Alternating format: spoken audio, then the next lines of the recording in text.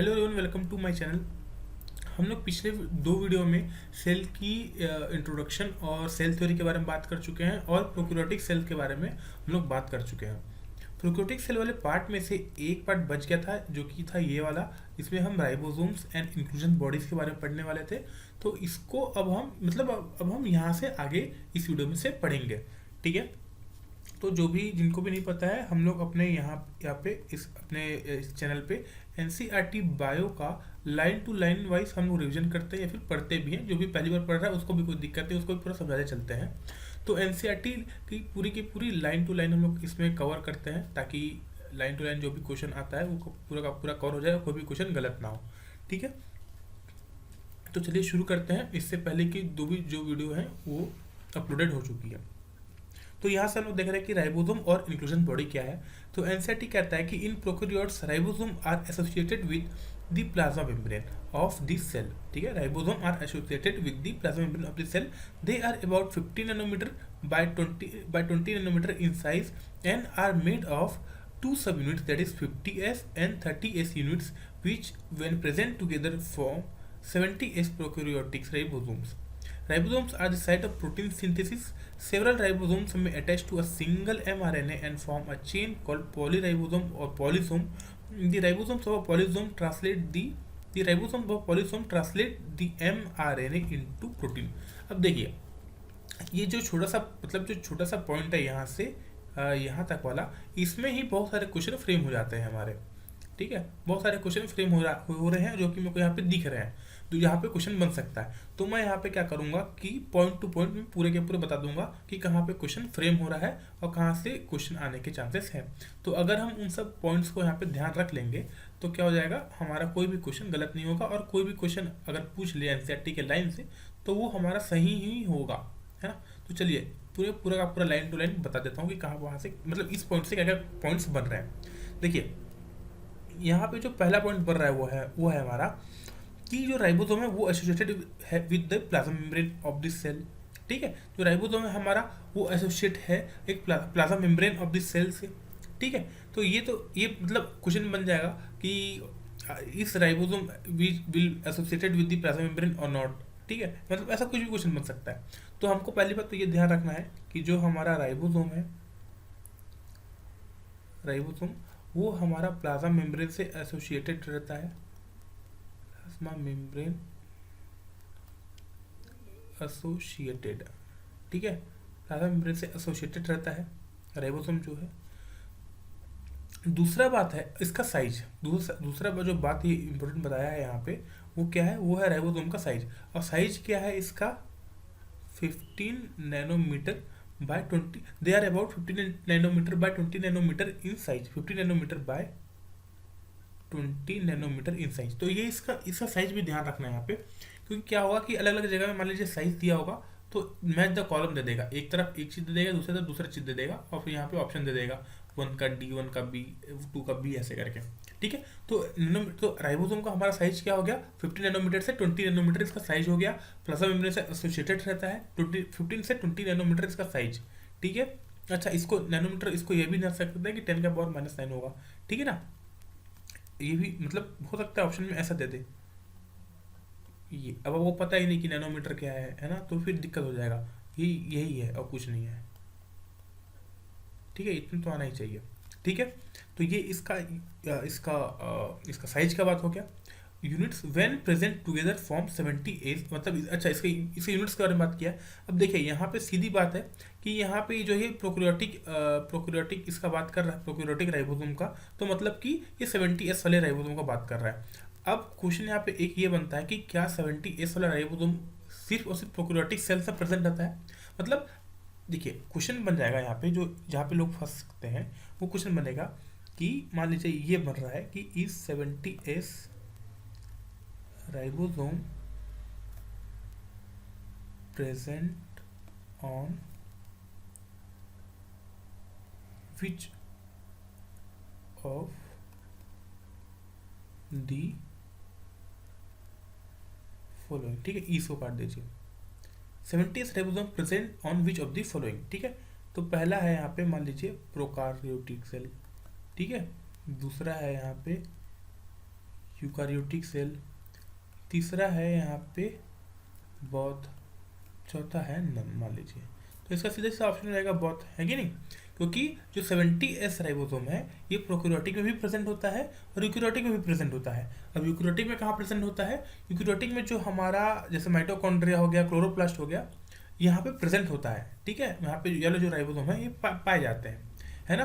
तो यहाँ पे ये बात को ध्यान रखना है, ठीक है। मतलब यहाँ पे क्वेश्चन फ्रेम हो सकता है ऐसे करके, जो कि आपको ध्यान रखना है। तो 70S है, 70S में कौन कौन से आएंगे? 70S में हमारा 30S प्लस 50S आएगा। S क्या है? S है हमारा सीडबर्ग यूनिट, ठीक है, सीडबर्ग यूनिट, इसको भी ध्यान रखना है, ठीक है। तो यहाँ तक तो यही पॉइंट था। अब देखिए आगे क्या बोल रहा है कि ribosome are the site of protein synthesis, several ribosomes may attach to a single mRNA and form a chain called polyribosome और polysome. The ribosome of a polysome translate the mRNA into protein, ठीक है। तो ये चीज हम जो हमारा जो molecular basis of inheritance chapter है, जो कि 12th का चैप्टर आता है, 12th का पार्ट है, उसमें हम लोग ये चीज़ अच्छे डिटेल में पढ़ते हैं, जहाँ पे हमारा ट्रांसलेशन होता है, ठीक है। फिर भी मैं यहाँ पे बता रहा हूँ तो क्योंकि हमको तो आखिर में नीट ही देना है और आपको ध्यान में रखना चाहिए कि कैसे होता है कि मान लीजिए ये ऐसा करके एक mRNA है, ठीक है। तो यहाँ पे जो ऐसा ऐसा सब ये छोटा अलग अलग साइज का रहता है ऐसे, ठीक है। यहाँ पे हमारा mRNA ऐसा ऐसा लगा रहता है, सॉरी राइबोसोम हमारा ऐसा लगा रहता है, ठीक है। यहाँ पे अपना जो कोड है, जो भी tRNA है, mRNA, ये अपना आता है और यहाँ से मतलब जो प्रोटीन है उसका ऐसा चेन बनता हुआ निकल जाता है, ठीक है। तो ऐसा ऐसा ये हमारा बता रहा है। तो यहाँ पे बात हुआ कि पॉलीराइबोसोम किसको, वो क्या हुआ फिर? पॉलीराइबोसोम एक राइबोसोम ऐसा ही दिखता है, ठीक है ये। पर अगर एक mRNA है और उसमें ये बहुत सारे ऐसे ऐसे राइबोसोम जुड़ गए, तो हम इस पूरे के पूरे चीज को बोलेंगे पॉलीसोम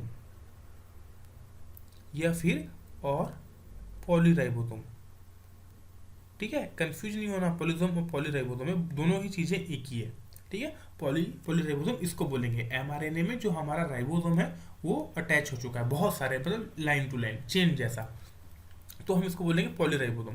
तो ये जो पॉलीराइबोसोम है यही क्या करता है? प्रोटीन बनाने में हेल्प करता है, ठीक है। इसको प्रोटीन फैक्टर भी बोल सकते हैं। या फिर यही जो राइबोसोम है जो of polysome translate the mRNA into protein, ठीक है, ट्रांसलेट करता है, ठीक है।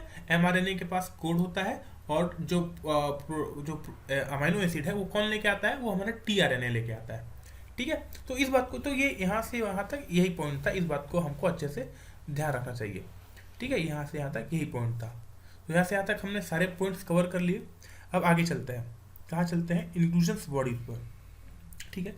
Reserve material in prokaryotic cells are stored in the cytoplasm in the form of inclusion bodies. क्या बोल रहा है कि reserve material in prokaryotic cells are stored in the cytoplasm in the form of inclusion bodies. They are not bound by any membrane system and lie free in the cytoplasm. Example phosphate granules, cyanophyllene granules and glycogen granules. Gas vacuoles are found in blue green and purple and green photosynthetic bacteria. ध्यान रखना है इस बात को यहाँ पे, ठीक है। यहाँ पे मैं इस चीज को समराइज कर रहा हूँ। क्या है? पहला बात कर रहा है इंक्लूजन बॉडी का। इंक्लूजन बॉडी क्या है? मान लीजिए एक प्रोकैरियोटिक सेल है, तो मान लीजिए उसमें ग्लाइकोजन है, ठीक है, कोई उसमें ग्लाइकोजन है या फिर उसमें कुछ भी और पार्ट है, ठीक है, जैसे कि फॉस्फेट ग्रेन्यूल हो गया, फिर साइनोफिलिन ग्रेन्यूल हो गया, या फिर ग्लाइकोजन ही है।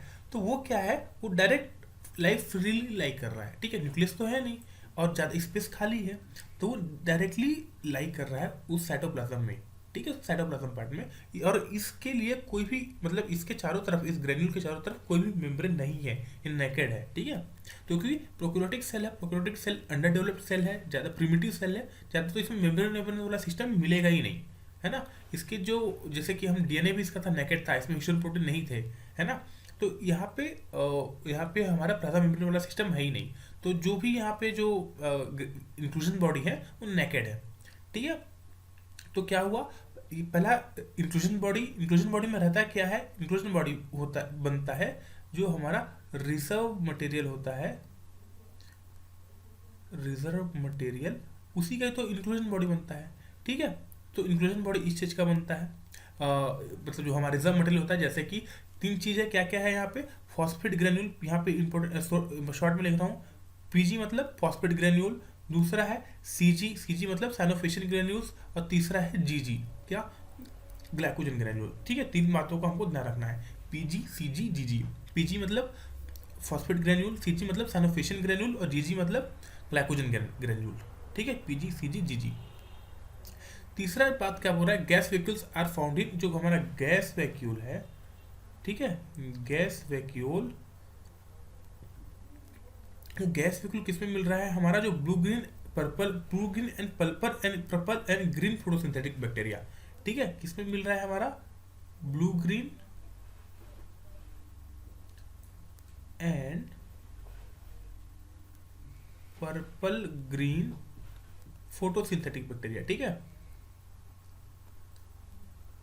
पर्पल ग्रीन फोटोसिंथेटिक बैक्टीरिया, इसमें जो है हमारा गैस वैक्यूल मिल रहा है।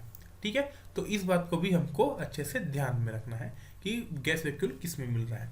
ठीक है, तो ये हो गया हमारा राइबोसोम का बात और इंट्रूजन बॉडी का बात। ठीक है, हमने इतने सारे पॉइंट्स यहाँ पे डिस्कस किए। ठीक है, तो इस सारी बातों को ध्यान रखना है, किसी में भी क्वेश्चन फ्रेम हो जाएगा, या फिर हम जब भी प्रैक्टिस करेंगे तो ये वाला बात यहाँ पे कवर हो जाएगा। ठीक है, तो अब यहाँ तक थोड़ा प्रोक्यूरोटिक सेल्स खत्म हो गया। अब यहाँ से हम बात करते हैं हमारे जो बाद वाले सेल है, या फिर जो डेवलप्ड सेल है जिसको हम यूकैरियोटिक सेल बोलते हैं, उसके बारे में। ठीक है, तो ऐसे यूकैरियोटिक सेल के बारे में हम बात करेंगे, तो हम जल्दी जल्दी बात करते हैं इसके बारे में। क्या बोलना चाह रहा है, the eukaryotes include all the protist, plants and animals and fungi. देखिए कौन कौन आ रहा है, लाइन से देखिए, सीधी बात है, अलग से सारे के सारे किंगडम है, kingdom protista, kingdom plantae, kingdom animalia and kingdom fungi. In eukaryotic cell, there is an extensive compartmentalization of cytoplasm through the presence of membrane-bound organelles। क्या बोल रहा है, कंपार्टमेंटलाइजेशन है, पहला पॉइंट यहाँ पे ये जो बोला है वो क्या है कि यूकैरियोटिक सेल में क्या है, यूकैरियोटिक सेल यूकैरियोटिक क्यों है, क्योंकि उसमें एक कुछ डिफरेंस होगा प्रोकैरियोटिक से। तो वो क्या डिफरेंस है, कि डिफरेंस ये है कि ये कंपार्टमेंटलाइजेशन है। क्या है, कंपार्टमेंटलाइजेशन। अच्छा, कंपार्टमेंटलाइजेशन मतलब कि सीधी बात है, कंपार्टमेंट बना दिया है ना। जैसे कि हमारा घर है, हमारे घर में अलग अलग कंपार्टमेंट बटे हुए हैं, कि ये हॉल है, ये किचन है, ये बाथरूम है, ये बेडरूम है ना। तो कंपार्टमेंट, हम अपने घर को कंपार्टमेंट बांट दिए हैं। यूकैरियोटिक सेल कैसा है, यूकैरियोटिक सेल धर्मशाला है, मतलब एक घर है, वहीं उसमें कोई कंपार्टमेंट, कोई रूम नहीं है, वो बस एक चार दीवार है जिसके अंदर सब है। बाथरूम भी वही है, कोई दीवार नहीं है उसके अंदर, बाथरूम भी वही है, वहीं किचन भी है, वहीं बेडरूम भी है, उसमें कोई डिफरेंस नहीं है। ठीक है ना, कोई दीवार नहीं है बीच में वो पूरा एक ही चार दीवार है। पर जो यूकैरियोटिक सेल ऐसा नहीं है, यूकैरियोटिक सेल पूरा का पूरा घर है जिसमें अलग अलग कमरे हैं। जहाँ प्रॉपर किचन है उसका गेट अलग है, वो आप बंद हो जाएगा थोड़ी देर में, उसका बेडरूम अलग है, हॉल अलग है, हर जगह कंपार्टमेंट बने हुए हैं, इसीलिए ये डेवलप्ड सेल है। ठीक है, तो इसमें जो दीवार बने, दीवार को हम यहाँ पे क्या बोलेंगे, यहाँ पे हम सीधा बोलेंगे, यहाँ पे क्या, मेम्ब्रेन बाउंड ऑर्गेनली है ना। जो हमारा रूम है वो क्या है, वो ऑर्गेनली है, तो मेम्ब्रेन बाउंड ऑर्गेनली। ठीक है, तो इसीलिए इसी चीज़ का कंपार्टमेंटलाइजेशन है इसमें यूकैरियोटिक सेल में। Eukaryotic cells possess an organised nucleus with a nuclear envelope. क्या बोल रहा है, यहाँ पे एक पूरा का पूरा एक ऑर्गेनाइज्ड न्यूक्लियस है। ठीक है, जब हम प्रोकैरियोटिक सेल की बात करते हैं, तो जब हम उसके कैरेक्टरिस्टिक के बारे में बात करते हैं, तो हमने क्या क्या पढ़ा था, जो मीसोसोम के बारे में पढ़े थे, है ना, और भी पढ़े थे वो सब के बारे में। लेकिन जो एक मतलब उन कैरेक्टरिस्टिक्स में जो एक इम्पोर्टेंट बात है वो है कि उसका जो न्यूक्लियस है, मतलब प्रॉपर न्यूक्लियस है ही नहीं प्रोकैरियोटिक सेल में।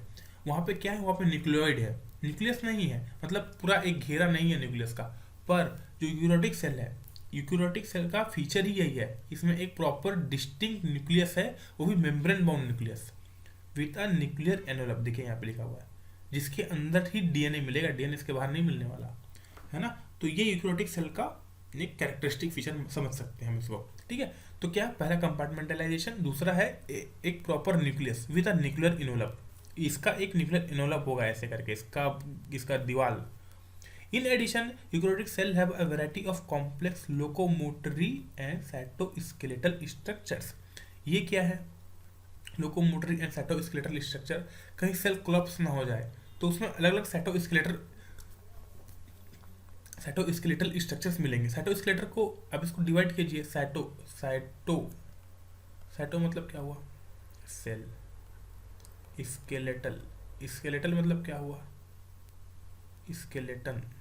ठीक है, सेल का स्केलेटन, जैसे हमारा स्केलेटन है, हम इसीलिए हम रिजिड स्ट्रक्चर है, हम खड़े हो सकते हैं, दौड़ सकते हैं।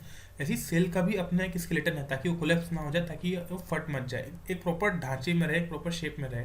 ठीक है, तो ये भी एक complex locomotory and cytoskeletal structure eukaryotic cell में प्रेजेंट है, इसीलिए ये डेवलप सेल है।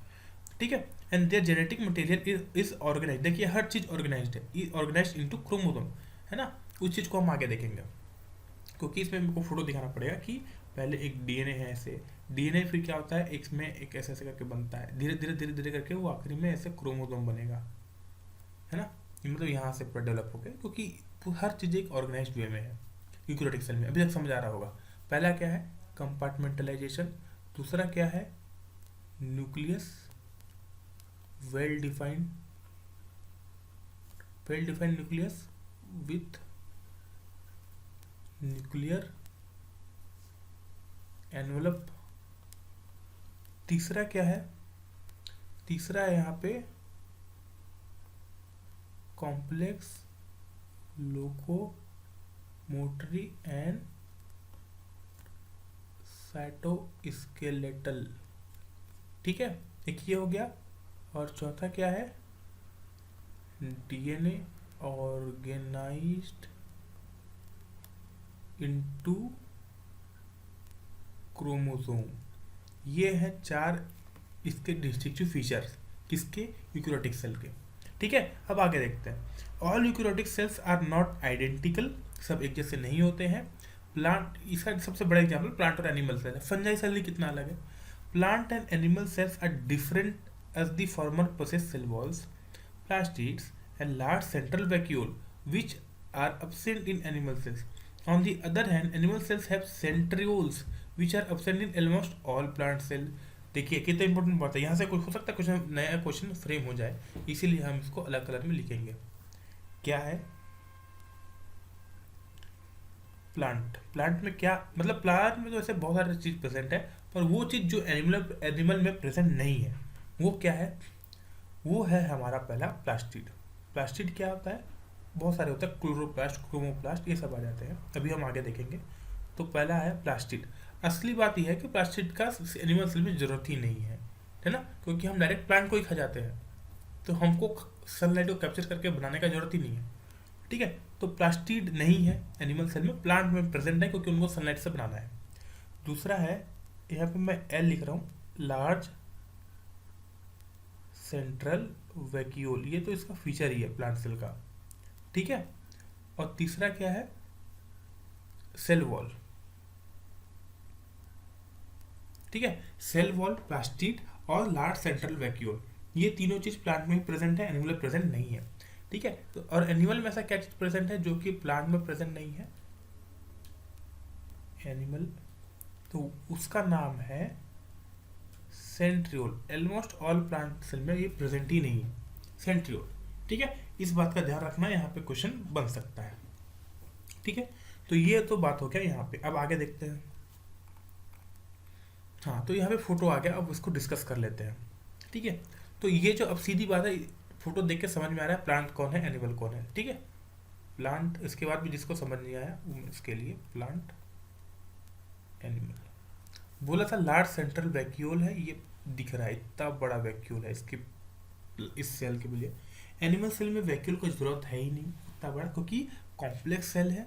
ठीक है ना, प्लांट को चलना दौड़ना धूपना है नहीं, पर एनिमल में तो ऐसा प्रॉब्लम है नहीं। एनिमल को में तो बहुत नीड है ना, सेल का स्पेस का नीड है, सेल में स्पेस ही नहीं है। ठीक है, तो इसलिए यहाँ पे वैक्यूल करके इतना वेस्ट, जगह को हम वेस्ट नहीं कर सकते, जगह को बचाना है, इसलिए देखिए इसका।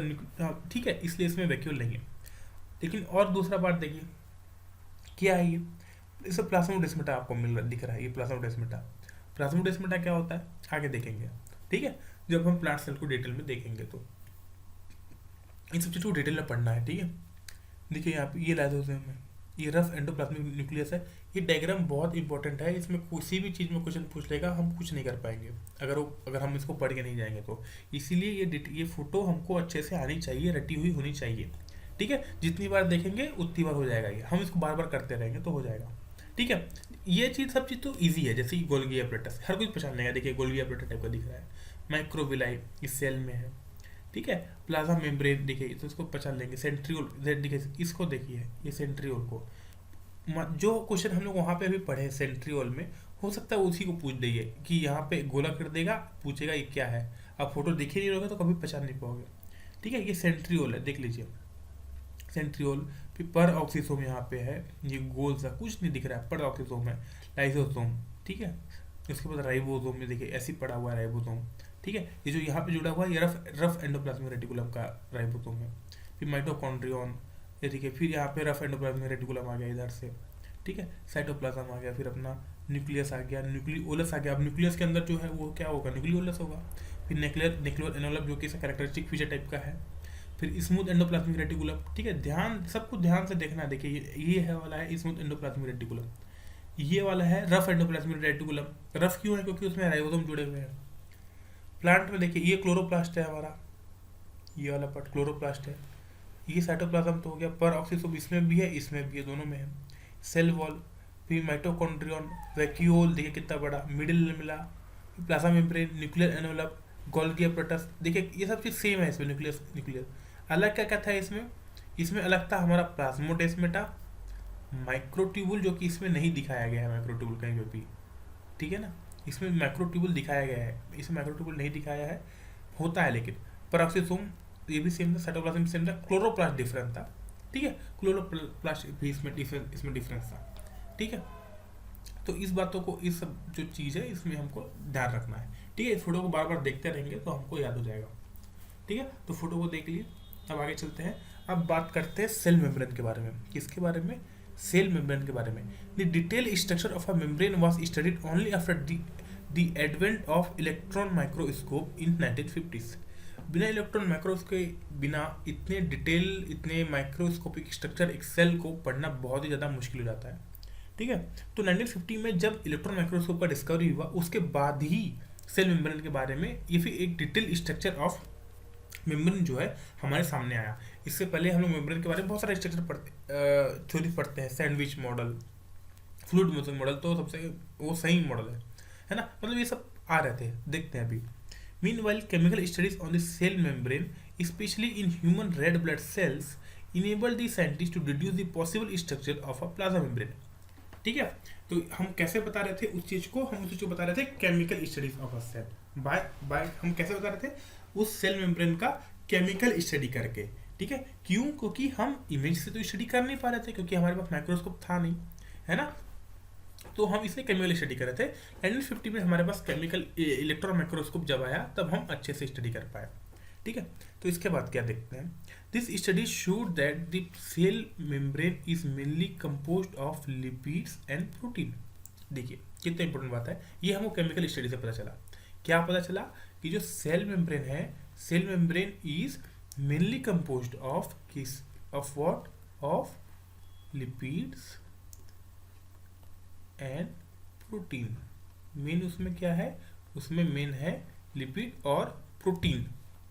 The major lipids are phospholipid। अब लिपिड में भी कौन सा, phospholipids that are arrange in a bilayer, है ना, अरेंज इन अ बाइलेयर। ध्यान से हर लाइन टू लाइन वाइज इसको देखना है हमको, लाइन टू लाइन वाइज कैसे, ऐसे ऐसे ऐसे, लाइन टू लाइन वाइज ऐसे। ठीक है, ऐसे, फिर एक बड़ा सा प्रोटीन आ जाएगा ऐसे ऐसे, फिर ऐसे ऐसे ऐसे ऐसे। ये जो ये क्या है, ये देखिए बाइलेयर है, यहाँ पे ध्यान रखना, क्या, फॉस्फोलिपिड का bilayer. Also the lipids are arranged within the membrane with the polar head toward the outer side and the hydrophobic tails toward the inner part.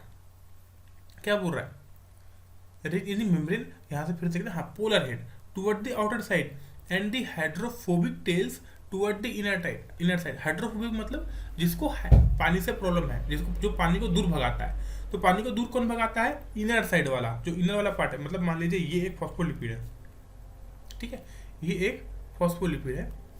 तो ये वाला जो पार्ट है ये क्या है, ये है हाइड्रोफोबिक, ठीक है, पानी से डर। और जो ये वाला पार्ट है ये क्या है, ये है पोलर, ये पानी से प्यार करेगा, ठीक है। तो ये पोलर वाला पार्ट हो गया, जो गोल वाला पार्ट है ये पोलर पार्ट है, और जो इनर साइड है वो क्या है, वो हाइड्रोफोबिक है। ये हाइड्रोफिलिक है, ये हाइड्रोफोबिक है, ठीक है। ऊपर वाला हाइड्रोफिलिक है, तो इसी बात को बता रहा है, ठीक है, कि जो पोलर पार्ट है, जो हाइड्रोफिलिक पार्ट है वो आउटर साइड है, और जो हाइड्रोफोबिक पार्ट है, जो टेल है, वो इनर साइड है, ठीक है। इसमें भी आउटर साइड देखे ये है, ठीक है। तो this ensure that the non polar tail of saturated hydrocarbons is protected from the aqueous environment. समझ रहे हैं, नॉन पोलर टेल ऑफ जो नॉन पोलर टेल है वो एक्वस इन्वायरमेंट से बचा हुआ रहता है, ठीक है। In addition to phospholipid membrane also contain cholesterol. क्या, in addition to phospholipid membrane also contain cholesterol. कितना इंपॉर्टेंट बात है ये, इस बात को भी हमको अच्छे से ध्यान रखना है। फॉस्फोलिपिड कंटेन करने के बाद आल्सो जो मेम्ब्रेन है वो और क्या अपने साथ रखता है, वो अपने साथ रखता है कोलेस्ट्रॉल, ठीक है। तो लिपिड, प्रोटीन, लिपिड भी हो गया, लिपिड में भी कौन सा लिपिड, फॉस्फोलिपिड। प्रोटीन में भी टाइप आते हैं, प्लस कोलेस्टेरॉल भी मिल गया, ठीक है। कोलेस्ट्रॉल भी साथ में रखते हैं। Later biochemical investigation clearly revealed that the cell membrane also possess protein and carbohydrate. अब देखिए कार्बोहाइड्रेट भी मिल गया। The ratio of protein and lipid varies considerably in different cell types. देखिए ये वाला जो पार्ट है ना, जो ये वाला पार्ट हो सकता है इस पर एक एसोसिएशन बन जाए। क्या, the ratio of protein and lipid, ध्यान रखना कि जो रेशियो है प्रोटीन और लिपिड का, वो अलग अलग सेल के टाइप में वो डिफर करेगा, वेराई करेगा, ठीक है। इस बात को मैं यहाँ पे लिख रहा हूँ, ध्यान रखिएगा। Ratio of protein and lipids varies among different cells, ठीक है। अलग अलग सेल में ये चीज डिफर करेगा। In human beings the membrane of the erythrocyte has approximately 20% protein and 40% lipid. किसमें, आरबीसी में क्या है, आरबीसी में हमारा 50% प्रोटीन है और हमारा 40% क्या है, लिपिड है, ठीक है। तो इस बात को हमको अच्छे से ध्यान रखना है, ठीक है। 50% प्रोटीन और 40% लिपिड है। प्रोटीन ज़्यादा है 50% और 40% क्या है, लिपिड है, ठीक है। तो इस बात को हमको ध्यान रखना है। ये प्रोटीन और लिपिड का रेशियो है, ये सेल टू सेल क्या करेगा, वेराई कर सकता है। इस बात को हमको ध्यान रखना है। इस पे वो एसोसिएशन वाला क्वेश्चन अगर पूछा तो इस पे पॉइंट बन जाएगा, ठीक है। क्या करेगा, पूछ देगा, एसोसिएशन इसी पॉइंट को दे देगा कि the ratio of protein and lipid vary considerably in different cell type. Association reason में क्या देगा, रीजन में कुछ भी दे देगा। ये मान लीजिए यही दे दिया कि 50 की आरबीसी है, 50 प्लाज्मा मेम्ब्रेन ऑफ आरबीसी है 50% प्रोटीन एंड 40% लिपिड। आंसर क्या दे देगा कि assertion and reason both are true. मतलब इसका सही आंसर क्या होगा, इसका सही आंसर ये होगा कि अगर ये क्वेश्चन बना तो assertion and reason both are true but reason assertion is the not the proper reason. Okay, जो रीजन है वो प्रॉपर सही नहीं है, एक्सप्लेनेशन नहीं है, ठीक है। जो एसर्शन है प्रॉपर एक्सप्लेनेशन नहीं है रीजन का, ठीक है। यही इसका ऑप्शन होगा, मतलब कि ऑप्शन नंबर सी इसका करेक्ट होना चाहिए, ठीक है। In human beings the membrane of the retro, अच्छा ये तो हो गया है, ठीक है। तो क्लियरली इसके वाले इस पैराग्राफ के सारे पॉइंट हम लोग डिस्कस कर लिए, ठीक है। ध्यान रखना है यहाँ पे जो हाइड्रोफोबिक कहाँ पे है, हाइड्रोफिलिक कहाँ पे है, आरबीसी का क्या सीन है यहाँ पे। ये वाला पॉइंट, ये वाला जो पॉइंट है स्टार मार्क कर दे रहा हूँ 3 तो, इसको यहाँ पे ध्यान रखना है, ठीक है। एसर्शन बनेगा, यहाँ पे भी लिख दिया हूँ। उसके बाद लिपिड, प्रोटीन, कोलेस्ट्रॉल, बाद में कार्बोहाइड्रेट भी मिल गया उसमें और प्रोटीन तो था ही, इस बात को भी ध्यान रखना है, ठीक है। यहाँ पे और लिख देता हूँ प्लस कार्बोहाइड्रेट, ये चारों होते हैं, ठीक है, ध्यान रखना है। अब आगे चलते हैं, आगे देखते हैं, इसी के ऊपर है। Depending upon the ease of extraction membrane protein can be classified as integral and peripheral. Peripheral proteins lie on the surface of membrane, while the integral protein are particularly or totally buried in the membrane. Integral मतलब समझ में आ रहा है अंदर दबा होगा, सीधी बात है, इसका नाम से पता चल रहा है इंटीग्रल है, अंदर है। पेरिफेरल मतलब ऊपर बाहर वाला, ठीक है। देखिए इंटीग्रल वाले को देखिए पूरा का पूरा दबा हुआ है, लेकिन ऊपर से नीचे तक देखिए पूरा दबा, ये बाइलेयर हो गया, जैसे जैसे मैं फोटो बनाया था वैसा ही है, ठीक है। एक ऐसा प्रोटीन है, ऐसा ऐसा, एक इसका स्ट्रक्चर ऐसा, एक ऐसा स्ट्रक्चर ऐसा, ठीक है। एक ऐसा बाइलेयर ऐसा, इसके दो पैर हैं ऐसे, फिर एक बड़ा सा प्रोटीन आ जाता है यहाँ पे ऐसे, फिर यहाँ सॉरी ये वाला नहीं, यहाँ पे ऐसे है ऐसे, फिर एक ऐसे ऐसे ऐसे, देखिए ठीक है। ये वाला पार्ट है इंटीग्रल, ये इंटीग्रल प्रोटीन हो गया आईपी। और यहाँ पे जो दूसरे जो पेरिफेरल प्रोटीन जैसे कि ये बाहर लटके हुए हैं यहाँ पे, देखिए ऐसे करके। ये वाला क्या हो गया, ये पेरिफेरल प्रोटीन हो गया। ये वाला पार्ट क्या हो गया, ये इंटीग्रल प्रोटीन हो गया। इंटीग्रल प्रोटीन पूरे के पूरे बरीड हैं, पेरिफेरल प्रोटीन बरीड नहीं है, बाहर लटके हुए हैं एक तरह से। फोटो को, इस फोटो को देखिए, इससे बढ़िया फोटो क्या हो सकता है। ये फ्लूइड म्यूसिक मॉडल को समझा रहा है यहाँ पे, ठीक है। तो देखिए ये हो गया ऐसे, ये हो गया हमारा phospholipid, integral protein, peripheral protein. यहाँ पे अच्छा पेरिफेरल प्रोटीन देखिए, यहाँ पे शुगर आया हुआ है। हम बोले पढ़े थे ना, अभी भी तो पढ़े थे, इसमें कार्बोहाइड्रेट है, यही तो शुगर है ना। तो कार्बोहाइड्रेट भी यहाँ पे मिल ही गया हमको, शुगर, ठीक है। प्रोटीन मिल ही गया, ये प्रोटीन है, peripheral protein, integral protein, phospholipids. एक चीज़ और बढ़ गई जो हम पढ़े थे, वो क्या, कोलेस्ट्रॉल, जो कि यहाँ पे अंदर है, ठीक है। कोलेस्ट्रॉल इधर अंदर साइड है, ठीक है, यहाँ पे। तो कोलेस्ट्रॉल भी हमको मिल गया। तो अगर ये फोटो आ जाए तो बिल्कुल भी एग्जाम में गलत नहीं होना चाहिए, ठीक है। इजी फोटो, कुछ भी नहीं है इसमें। पेरिफेरल प्रोटीन हो गया, इंटीग्रल प्रोटीन हो गया, कोलेस्ट्रॉल हो गया, शुगर हो गया, और फॉस्फोलिपिड तो हो ही गया बाइलेयर, ठीक है। बहुत इजी था ये वाला। अब आगे चलते हैं। An improved model of the structure of cell membrane was proposed by Singer and Nicholson। बहुत ध्यान रखना है, 1972 में। क्या है नाम है इसका, इसका नाम है सिंगर एंड निकोलसन। जब मैं इसको पढ़ता था तो मैं इसको कैसे याद रखा था, मैं एक दीवार पे बड़ा सा लिख दिया था। जो मेरा क्लास था जहाँ पे हमारा लेक्चर लगता था, मैं उसके दीवार पे बड़ा सा अपने पेन से लिख दिया था सिंगर एंड निकोलसन 1972। तो मैं हर दिन जाके उसको देखता था, तो मेरे को याद आ ही जाता था कि Singer and Nicolson fluid mosaic model 1972 propose किए थे। तो मेरे को अभी तक याद है चीज़, सिंगर एंड निकोलसन। तो ऐसा कुछ भी आप अपने याद रखने के लिए कर सकते हैं। Singer and Nicolson 1972 widely accepted as fluid mosaic model. ये जो ऊपर हम लोग देखे थे वही फ्लूइड म्यूजिक मॉडल है। अकॉर्डिंग टू दिस, अब देखिए, the quasi fluid nature of lipid, the quasi-fluid nature of lipids enable lateral movement of proteins within the overall bilayer. This ability to move within the membrane is measured as its fluidity. The fluid nature of the membrane is also important from the point of view of function like cell growth, formation of intercellular junction, secretion, endocytosis and cell division. क्या बात कर रहा है वो? Fluid music model क्या बोलना चाह रहा है, फ्लूइड म्यूसिक मॉडल बात ही करना चाह रहा है कि जो हमारा प्लाज्मा मेम्ब्रेन है, वो प्लाज्मा मेम्ब्रेन का एक क्वासी फ्लूइड नेचर है। अच्छा, क्वासी फ्लूइड नेचर उसका भी, उसमें से भी किसका है, उस प्लाज्मा मेम्ब्रेन में से भी जो लिपिड है उसका एक क्वासी फ्लूइड नेचर है, ठीक है।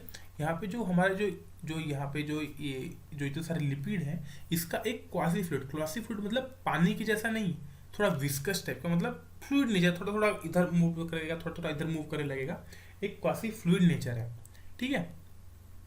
जो और ये जो क्वासी फ्लूइड नेचर है इसका,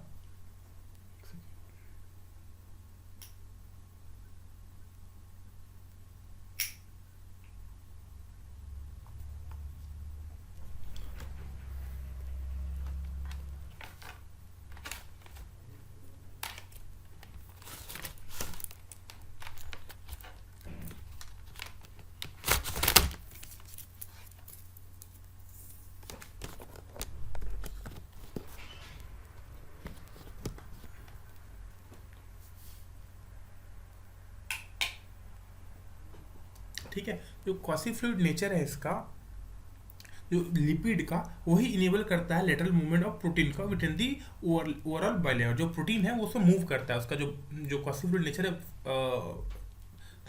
किसका, लिपिड का, जो क्वासी फ्लूइड नेचर लिपिड का, उसमें प्रोटीन मूव कर सकता है इधर उधर। और यही जो इसका क्वासी फ्लूइड नेचर है, इसके कारण ही हमारा सेल ग्रोथ हो पाता है, हमारा सेल डिवीजन हो पाता है, हमारा एंडोसाइटोसिस हो पाता है, सेल सिक्रेशन हो पाता है। ठीक है, इसके कारण ही हो पाता है, किसके? फ्लूइड नेचर के कारण।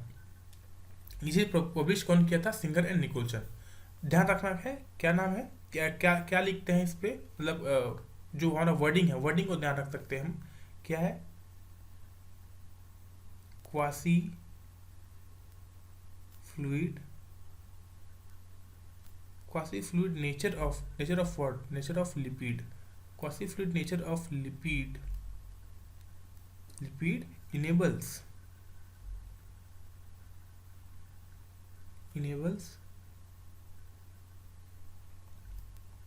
Movement of proteins. ठीक है, और इसी के कारण ही हमारा, मतलब इसका जो, मतलब अगर इस थ्योरी के कारण, मतलब कि इसके क्वासी फ्लूइड नेचर के कारण ही क्या क्या हो पाता है, बहुत कुछ हो पाता है। क्या? इसको अच्छे से कर लेते हैं ऐसे। क्या हो पाता है, यहाँ पे पढ़ लेते हैं। यहाँ पे क्या होता है? Cell division, endocytosis, secretion, cell growth, ये सब हो पाता है। ठीक है, तो मतलब जो प्लाज्मा मेम्ब्रेन है वो एक रिजिड स्ट्रक्चर नहीं है, वो एक क्लासी फ्लूइड टाइप का स्ट्रक्चर है जिसपे प्रोटीन बह रहा है। ठीक है, मतलब कि ऐसा समझ लीजिए कि समुद्र है, ऐसे ऐसे ऐसे, और समुद्र जो है लिपिड का है जिससे प्रोटीन तैर रहा है। ठीक है, ये है फ्लूइड मिक्सिंग मॉडल। ठीक है, अच्छा, मोटा मोटा ऊपर ऊपर से। अब आगे देखते हैं, फंक्शन के बारे में बात कर रहा है। One of the most important function of the plasma membrane is the transport of the molecules across it. सब बताइए, सबसे बड़ा, सबसे इंपॉर्टेंट फंक्शन क्या है जिसके बारे में हम आने वाले थे? ये प्लाज्मा मेम्ब्रेन है, तो कुछ चीज़ों को अंदर आने देगा, कुछ चीज़ों को अंदर आने नहीं देगा, नहीं दिया अंदर आने। ठीक है, तो one of the most important functions of the plasma membrane is the transport of molecules across it. The membrane is selectively permeable to some molecules present on the either side of it. Many molecules can move briefly across the membrane without any requirement of energy, and this is called passive transport. Neutral solutes may move across the membrane by the process of simple diffusion along the concentration gradient. Example, from high concentration to lower. Water may also move across this membrane from higher to lower concentration. Movement of water by diffusion is called osmosis. As the polar molecules cannot pass through non-polar lipid bilayer, they require a carrier protein of the membrane to facilitate their transport across membrane. A few ions or molecules are transported across the membrane against their concentration gradient from lower to higher concentration. Such transport is an energy requirement process in which ATP is utilized and is called active transport. Example, sodium potassium. Simple सी बात है, इसमें कोई भी ऐसा चीज़ नहीं है जो हम इससे पहले 9वीं 10वीं में नहीं पढ़े हुए हैं। ठीक है, प्लाज्मा मेम्ब्रेन है, प्लाज्मा मेम्ब्रेन क्या करेगा? कुछ चीज़ों को अंदर आने देगा, कुछ चीज़ों को अंदर आने नहीं देगा, है ना। ये सिंपल सा बात है।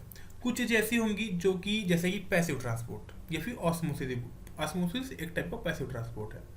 ठीक है, पैसिव ट्रांसपोर्ट में क्या होगा? कोई भी एनर्जी नहीं लगेगी, कोई भी एनर्जी नहीं लगेगी, मतलब कि सीधी बात है, जो चीज़ें हैं वो जहाँ से ज़्यादा है, मतलब कि high concentration to low concentration चीज़ें जा रही है। मतलब कि एक पहाड़ है, पहाड़ से एक बॉल को नीचे गिराना है, कोई एनर्जी लगेगा नहीं, सिर्फ ढुला दो, बॉल नीचे गिर जाएगा। ये है पैसिव ट्रांसपोर्ट। पर एक पहाड़ है, अब मेरे को बॉल को इसके ऊपर लेके ढकेलना है, बॉल को ऊपर लेके जाना है इस टॉप पे, तो सीधी बात है, मेरे को धक्का देके बॉल को ले जाना पड़ेगा, मतलब कि एनर्जी ले जाएगा। तो इसीलिए इसको बोलते हैं अप हिल मूवमेंट और इसको बोलते हैं डाउन हिल मूवमेंट। पैसिव हिल को क्या बोलते हैं? Down hill. और एक्टिव ट्रांसपोर्ट को क्या बोलते हैं? अप हिल मूवमेंट, है ना। तो ये वाला बात हो गया जो कि बहुत ईजी है, जो कि हम लोग पहले पढ़ चुके हैं। ठीक है, पैसिव ट्रांसपोर्ट में क्या सीन है यहाँ पे कि एनर्जी नहीं लग रहा है, चीज़ें अपने आप हो जा रही है। इसमें पैसिव ट्रांसपोर्ट में एक चीज़ का बात करता है, वो है ऑस्मोसिस का बात करता है। ऑस्मोसिस क्या होता है कि वाटर का मूवमेंट है जो कि हायर कंसंट्रेशन ऑफ वाटर से लोअर कंसंट्रेशन ऑफ वाटर में जाता है। इसका बचपन में हम लोग एग्जाम्पल पढ़ते थे, जब भी हम एक कटोरी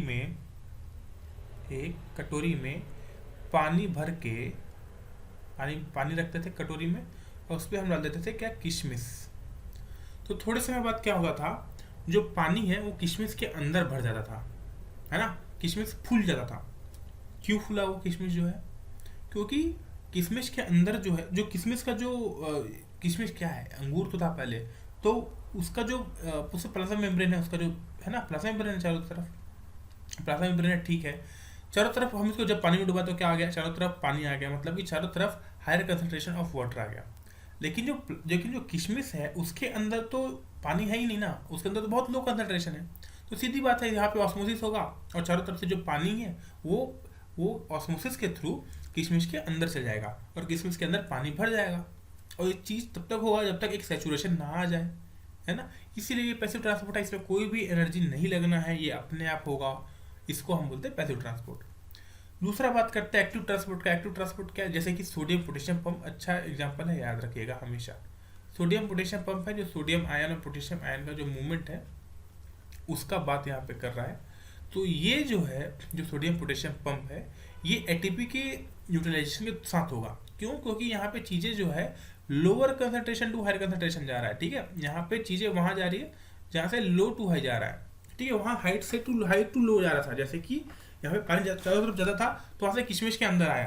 पर यहाँ पे चीज़ें ऐसी नहीं है, यहाँ पे चीज़ें जो है लोअर से हाई जा रही है, इसलिए एनर्जी का रिक्वायरमेंट है, एनर्जी देना पड़ेगा ऐसा एटीपी। इसीलिए ये एक्टिव ट्रांसपोर्ट है, इसीलिए अपहिल बोलते हैं इसको, ठीक है। इन दोनों के अलावा एक तीसरा चीज़ और है जिसको हम बोलते हैं फैसिलिटेटेड ट्रांसपोर्ट, ठीक है। फैसिलिटेटेड ट्रांसपोर्ट क्या है यहाँ पे? देखिए, जहाँ पे कैरियर प्रोटीन लगेगा, क्या लगेगा? जहाँ पे कैरियर प्रोटीन मतलब कि एक गाड़ी लगेगा, समझ रहे हैं। यहाँ पे जो है एक गाड़ी लग रहा है, ये अपने आप ट्रांसपोर्ट नहीं हो रहा है, ठीक है। ऐसे एक गाड़ी लग रहा है, इस हो गया, इसका हैंडल हो गया। अब आपको जाना है, यहाँ से कॉलेज जाना है, ठीक है, ये रास्ता है, ठीक है। अब जाना है, पैदल जा नहीं सकते, क्यों? क्योंकि मान लीजिए किसी कारण से पैदल नहीं जा सकते, आपके पैर में नहीं, मतलब कि नहीं चल सकते पैदल किसी कारण से। आपको यहाँ पे जाना है, ठीक है, ये आपका कॉलेज है, ये रास्ता यहाँ पे जा रहा है, ठीक है। तो आप पैदल जा नहीं सकते, पैदल चलना मना है, यहाँ पे बोले कि पैदल मत आना यहाँ पे। तो आप कैसे जाओगे? आपके पास कुछ नहीं है, तो बोले कि एक साइकिल मिल जाएगा तो चलते हुए पेडल मारते हुए आ जाएंगे आप। तो यहाँ पे एक कैरियर मिल गया आपको, ये साइकिल वाला, ये साइकिल एक कैरियर है ना। आप इसमें बैठ जाइए, साइकिल आपको वहाँ से यहाँ से आपको कॉलेज पहुँचा देगा, आपको चलना नहीं पड़ेगा। तो एक कैरियर मिल गया। जब आप कैरियर के थ्रू जाएंगे तो उसको कैरियर के ट्रांसपोर्ट बोलेंगे, फिर उसको हम एक प्रॉपर एक नाम देंगे, ऐसा प्रोफेशनल नाम, तो उसको हम बोलते हैं फैसिलिटेटेड ट्रांसपोर्ट। क्या नाम है इसका? फैसिलिटेटेड ट्रांसपोर्ट, ठीक है। क्योंकि चीज़ें यहाँ पे अब वो आपके अनुकूल नहीं थी, जो भी ट्रांसपोर्ट था, तो कोई दूसरा आदमी हमको पकड़ के वहाँ पहुँचा दिया, तो हम उसको बोलेंगे फैसिलिटेटेड ट्रांसपोर्ट, ठीक है। यहाँ पे चीज़ें क्या है, जैसे कि पोलर जो मॉलिक्यूल्स है can not pass through a non polar lipid bilayer, समझ रहे हैं।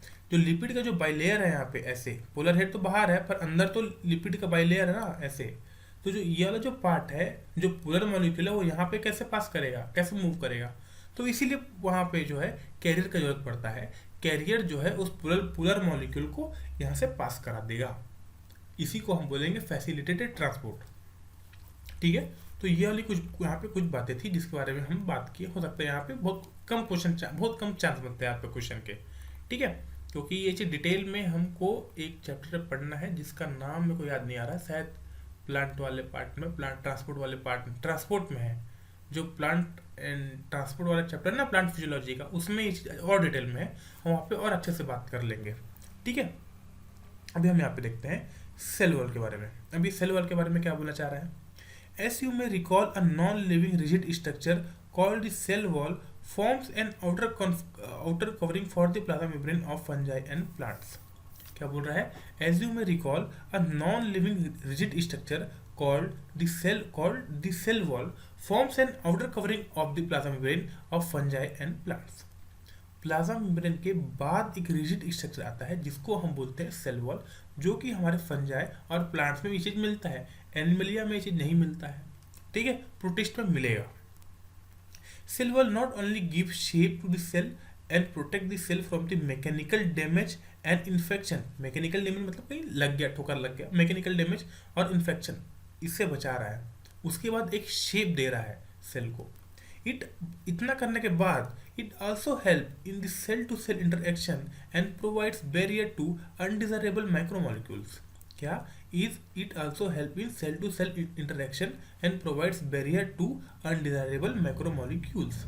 ठीक है, तो इस बात का ध्यान रखना है, जो सेल टू सेल हमारा इंटरेक्शन हो रहा है उसमें भी हेल्प कर रहा है और एक जो दूसरे मैक्रोमोलिक्यूल्स है उससे बचा रहा है. Algae have cell wall made of cellulose, galactans, mannans, and mineral like calcium carbonates, while in other plants it consists of cellulose, hemicellulose, pectins and proteins. अच्छे से सीधी बात है, यहाँ पे तो बनता है क्वेश्चन. ठीक है, क्या नाम है? एल्गी. एल्गी में क्या क्या किस मतलब कि जो सेल वॉल है उस सेल वॉल किस किस चीज़ से मिलके बनता है इसकी बात कर रहा है. ठीक है, किस किस चीज़ से बनता है? सेलुलोज होगा उस चीज़ में. ठीक है, उसके बाद क्या होगा? उसके बाद में होगा galactans, cellulose, galactans, mannans, cellulose, galactans, mannans और मिनरल्स लाइक कैल्शियम कार्बोनेट्स. ठीक है, सेलुलोज, गैलेक्टन्स, मैनन्स, उसके बाद आ गया हमारा कैल्शियम कार्बोनेट्स. ये सब जो है ये सब मिलके जो एल्गी का सेल वॉल को बनाते हैं. ठीक है, ये एल्गी का सेल वॉल का बात हो गया. उसके बाद अब बात करते हैं प्लांट का सेल वॉल, मतलब दूसरे जो प्लांट है उसका सेल वॉल. तो उसका सेल वॉल किस चीज़ से बनता है? पहला है हमारा सेलुलोज. सेलुलोज के बाद होता है हमारा हेमी सेलुलोज. सेलुलोज आ गया, हेमी सेलुलोज आ गया. उसके बाद क्या आ गया? हमारा पेक्टिन्स आ गया. अब पेक्टिन्स के बाद आ गया हमारा प्रोटीन्स. ठीक है, ये चार चीजें बन के हमारा प्लांट का सेल वॉल बनता है. Cellulose plus hemicellulose plus pectins plus proteins. ठीक है, ये प्लांट का सेल वॉल हो गया. एल्गी का cell wall cellulose, galactans, mannans और मिनरल लाइक कैल्शियम कार्बोनेट्स. ठीक है, तो ये सेल वॉल का इसका पॉइंट हो गया कि किस चीज से मिलकर ये बना है. इस चीज को हमको ध्यान रखना है. ठीक है, अब देखिए, अब यहाँ पे कुछ और डिटेल का बात ये करता है, वो है the cell wall of a young plant cell. Young नया सेल है, क्या होगा? The primary wall is capable of growth while gradually diminished as the cell mature, and the secondary wall is formed on the inner toward membrane side of the cell. ठीक है, इस बात को हमको ध्यान रखना है. ठीक है, अब क्या हुआ कि यहाँ पे सेल वॉल जो है, जो यंगर प्लांट का सेल है जिसको उसके पास है प्राइमरी वॉल जो कि ग्रोथ से कैपेबल है. उसके बाद धीरे धीरे जैसे ही सेल मैच्योर होगा धीरे धीरे तब हमारा सेकेंडरी वॉल बनेगा. और सेकेंडरी वॉल हमेशा याद रखना जो प्राइमरी वॉल है उसके अंदर बनेगा. ठीक है, जब हमारा जो मान लीजिए ये वाला पार्ट हो गया, ये वाला पार्ट, ठीक है, ये रेड वाला हमारा प्राइमरी वॉल है. ठीक है, इसके अंदर जो है ये हमारा जो है प्राइमरी वॉल है. इसको मैं लिख देता हूँ PW. ठीक है, प्राइमरी वॉल, कुछ और मत समझना, प्राइमरी वॉल. ठीक है, प्राइमरी वॉल बन गया. प्राइमरी वॉल, अब प्राइमरी वॉल जो है हमारा, ये हमारा जो है कैपेबल ऑफ ग्रोथ है, ग्रोथ के कैपेबल. ठीक है, ग्रोथ से कैपेबल है. इसके बाद आता है हमारा इनर वॉल, जो ये चीज है हमारा, ये है हमारा सेकेंडरी वॉल, 2 डिग्री वॉल या सेकेंडरी वॉल. ठीक है, जो कि ग्रोथ से कैपेबल नहीं है, रिजिड है. ठीक है, ये दोबारा ये ग्रोथ नहीं होगा, ये बन गया तो बन गया सेकेंडरी वॉल. और ये जो है इनर साइड बना है प्राइमरी वॉल के, ध्यान रखना इस बात को. ठीक है, हमेशा हम क्या सोचते हैं, प्राइमरी वॉल बन गया, सेकेंडरी वॉल बनेगा तो उसके ऊपर बनेगा. नहीं, सेकेंडरी वॉल इसके अंदर बनेगा. ठीक है, secondary wall is formed on the inner toward membrane. इस वर्ड को भी ध्यान रखिए, किधर? Toward membrane. अब इसके इस पार्ट तक मेम्ब्रेन ही आ जाएगा ना, ये मेम्ब्रेन है, तो ये वाला जो पार्ट है ये है सेकेंडरी वॉल. ठीक है, ध्यान रखिएगा, secondary wall side of the cell. The middle lamella is a layer mainly of calcium pectate. ध्यान रखना है, अच्छे से ध्यान रखना है. देखिए बाहर लाइन टू लाइन बात कर रहा है, क्या कर रहा है कि मिडिल लेमेला का बात कर रहा है. तो जो मिडिल लेमेला है हमारा, वो किस चीज का बना हुआ है? वो हमारा बना हुआ है कैल्शियम पेक्टेट का बना हुआ है. किस चीज का बना हुआ है? वो हमारा कैल्शियम पेक्टेट का बना हुआ है. ठीक है, कैल्शियम पेक्टेट का मिडिल लेमेला बना हुआ है, made up of calcium pectate which hold और glues the the different neighbouring cells together, मतलब कि जैसे कि एक सेल है ऐसे करके, ठीक है, अब दूसरा सेल को भी वो जुड़ा हुआ है ऐसे ऐसे ऐसे करके। देखिए अभी बना रहा हूँ मैं, देखिए तो ये वाला जो पार्ट हो गया ना यहाँ पे, जो ये वाला जो पार्ट हो गया, ये वाला पार्ट ऐसे करके, जो कि डिफरेंट सेल्स को जोड़ के आपस में रखा हुआ है, कंबाइन करके एक से एक सेल से दूसरे सेल, दूसरे सेल तीसरे सेल ऐसे करके, उसको हम बोलेंगे मिडिल लैमेला, जो कि ग्लू कर रहा है डिफरेंट नाइबरिंग मतलब पड़ोसी सेल को। या फिर उसको वो किस चीज़ का बना हुआ है, वो बना हुआ है कैल्शियम पेक्टेट का, जो कि होल्ड कर रहा है, ग्लू कर रहा है डिफरेंट नाइबरिंग सेल्स को आपस में। क्या है उसका नाम? उसका नाम है मिडिल लैमेला। किसका बना हुआ है? कैल्शियम पेक्टेट का बना हुआ है, ठीक है। The cell wall and middle lamella may be traversed by plasmodesmata which connect the cytoplasm of the neighbouring cells. ध्यान रखिए इस बात को, जैसे कि ये सेल्स है, दो सेल है, ठीक है, यहाँ पे ये प्लाज्मोडेस्माटा से कनेक्ट है। हो सकता है कि प्लाज्मोडेस्माटा में आपस में इन दोनों के साइटोप्लाज्म के बीच में एक कनेक्शन हो, ताकि किसी भी चीज का चेंज हो सके, समझ रहे हैं। The cell wall and middle lamella may be traversed by plasmodesmata. किस चीज के? इस चीज को हम क्या बोलेंगे? इस चीज को हम बोलेंगे जो जिसके कारण ये दो साइटोप्लाज्म कनेक्टेड है आपस में, प्लाज्मोडेस्माटा। ये क्या है? ये एक जरिया है, मतलब कि एक रास्ता है, किसके बीच से? जो कि इस सेल वॉल और ये मिडिल लैमेला के बीच से होके आपस में जा रहा है। एक रेल लाइन है जो कि कनेक्शन कर रहा है दो नाइबरिंग सेल को, जो कि आपस में जुड़े हुए हैं, उन दोनों के बीच एक कनेक्शन है। उस कनेक्शन का नाम क्या है? किसके थ्रू कनेक्शन है? प्लाज्मोडेस्माटा। वो प्लाज्मोडेस्माटा जो है सेल वॉल और प्लाज्मोडेस्माटा इन सॉरी मिडिल लैमेला, इन सब के बीच कनेक्शन बनाता हुआ चीरता हुआ एक रास्ता है, जो कि दोनों के साइटोप्लाज्म को कनेक्ट करता है आपस में। इसका नाम क्या है? प्लाज्मोडेस्माटा, यही कनेक्ट करता है, ठीक है। तो इस बात को भी ध्यान रखना है, ठीक है। तो ये सारी बातें थी सेल वॉल के बारे में, ठीक है। अब इसके बाद आता है हमारा एंडोमेम्ब्रेन सिस्टम, ठीक है। तो एंडोमेम्ब्रेन सिस्टम को हम अगले वीडियो में पढ़ेंगे, ठीक है, जहाँ पे हमको लाइसोसोम, गोल्गी एपरेटस, माइटोकॉन्ड्रिया, ये सब चीज़ के बारे में हमको पढ़ाई करना है। गोल्गी एपरेटस, एंडोप्लाज्मिक रेटिकुलम, मतलब एंडोमेम्ब्रेन सिस्टम में तो यही चार आ गया, ठीक है। इसके बाद हम लोग फिर आगे पूरा का पूरा खत्म करेंगे, है ना। इस वाले पढ़ने के बाद, मतलब इसके बाद दो वीडियो और आएगी, ठीक है। एक ही एंडोमेम्ब्रेन सिस्टम पे, उसके बाद खत्म, या फिर कल ही खत्म हो जाएगा शायद, नहीं कल के बाद मतलब दो वीडियो और आएंगी आज के बाद, ठीक है। तो टोटल 5 लेक्चर में ये वाला चैप्टर खत्म हो जाएगा। अब इतना तो लगता ही है इसमें, क्योंकि हर एक पॉइंट पे लाइन है, ज़्यादा लंबा वीडियो हो जाएगा तो फिर प्रॉब्लम हो जाता है कि नहीं, ठीक है। तो इस वीडियो को यहीं पे खत्म करते हैं। चैनल को सब्सक्राइब करना मत भूलना बिल्कुल भी, प्लीज़ चैनल को सब्सक्राइब कर लेना, और वीडियो को, अगर वीडियो अच्छी लगे तो वीडियो को लाइक करना और शेयर करना मत भूलना, ठीक है, प्लीज़। तो मिलते हैं हमारे नेक्स्ट वीडियो में। इससे पहले की जो दो वीडियो जिसपे हम प्रोकैरियोटिक सेल और सेल का इंट्रोडक्शन पढ़े हुए हैं, उसको जाके जरूर से देखना। लाइन टू लाइन हम पूरा का पूरा कोशिश कर रहे हैं कि पूरा का पूरा लाइन टू लाइन कवर हो पाए एनसीईआरटी बायो का, ठीक है, लाइन टू लाइन, तो क्योंकि उसी से ही नंबर आना है, ठीक है। इसके बाद हम इस चैप्टर का प्रैक्टिस भी करेंगे एनसीईआरटी लाइन टू लाइन का, इस पर हम जो भी पढ़े हैं उसी से ही तो क्वेश्चन आएगा, तो हम उसको पूरा का पूरा कवर अप करने का कोशिश करेंगे, ठीक है। तो प्लीज़ चैनल को सब्सक्राइब करना मत भूलना, और वीडियो अगर अच्छी लगे तो लाइक शेयर सब्सक्राइब करना, ठीक है। Thank you so much. मिलते हैं नेक्स्ट वाली वीडियो पे, जिसपे हम एंडोमेम्ब्रेन सिस्टम के बारे में बात करेंगे, और उसके बाद इस चैप्टर को, मतलब धीरे से चैप्टर को खत्म करेंगे, ठीक है। Thank you so much.